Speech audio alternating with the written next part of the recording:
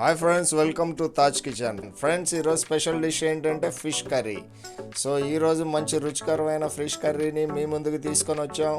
Let's get in to the video.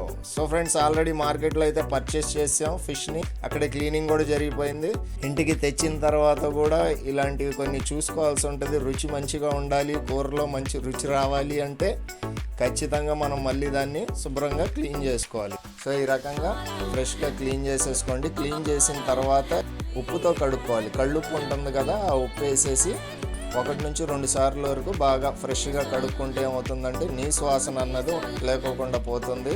చేప కూర కూడా మంచి టేస్టీగా ఉంటుంది. సో అందుకనేసి ఈ రకంగా 2 సార్లు దీన్ని ఉప్పుతో కడుక్కోవడం చాలా మంచిది. చేప కూర చాలా టేస్టీగా ఉండాలంటే ఖచ్చితంగా మార్కెట్ నుంచి తీసుకొని వచ్చిన తర్వాత ఈ రకంగా మళ్ళీ శుభ్రం చేసుకొని ఉప్పుతో 2 సార్లు కడుక్కొని సో ఫ్రెష్గా చేసుకుంటే మంచి టేస్టీగా ఉంటుంది. సో చాలామంది వరకు చేప అనగానే అబ్బో మా ఇంట్లో వారానికి 2 సార్లు ఖచ్చితంగా వండుతారంటారు. కొంతమంది అయితే నెలకి 2 సార్లు వండుకుంటామంటారు. అలాగే కొంతమంది అంటే అసలు అదేంటో మాకు తెలియదు అన్నట్టుగా ఉంటారు. ఎందుకంటే చాలామంది నాన్ వెజ్ తినరు కాబట్టి చేపలు కూడా తినరు.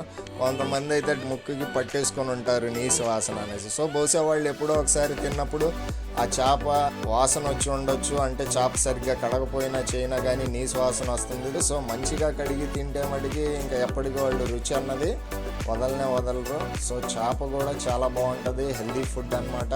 ఖచ్చితంగా ఎవరైనా తినొచ్చు. సో ఫ్రెండ్స్, చేప ముక్కల్ని నీట్గా క్లీన్ చేసేసుకున్న తర్వాత ఇలాగ ఒక కడాయిలో వేసుకొని 4 పచ్చిమిరపకాయలు, అలాగే కట్ చేసుకున్న ఉల్లిపాయ ముక్కలు,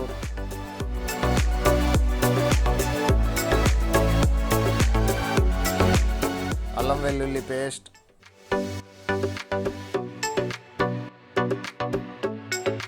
తగినంత ఉప్పు,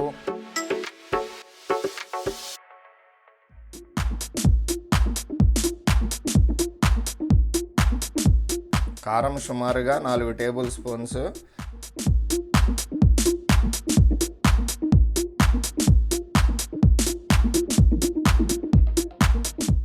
కొబ్బరి, ధనియాలు, లవంగాలు, చెక్క మిక్సీ జార్లో వేసుకొని ఈ రకంగా పౌడర్ చేసుకొని ఫిష్ పీసెస్కి యాడ్ చేసుకోవాలి. అలాగే నూనె వచ్చేసి 100 గ్రాముల వరకు పడుతుంది.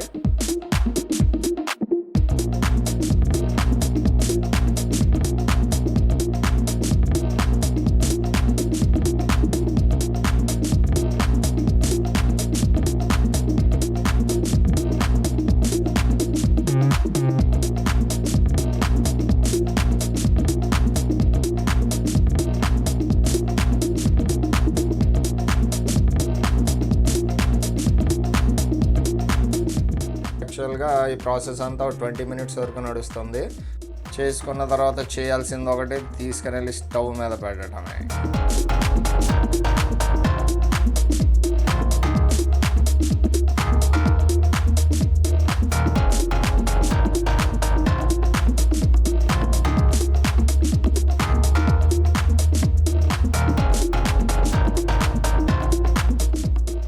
సో 20 నుంచి 25 నిమిషాల వరకు కూర అయితే రెడీ అయిపోతుంది.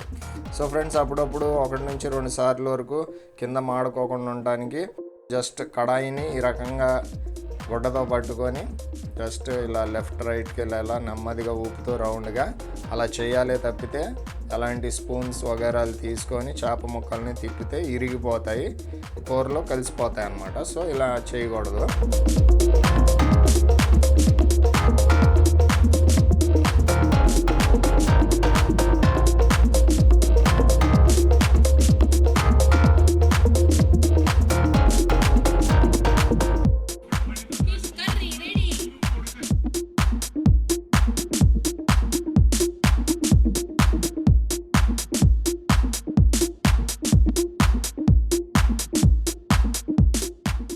మంచి రుచికరమైన వంట అయితే చూపించేసాం. చేప కూరని నచ్చితే లైక్ చేయండి, షేర్ చేయండి.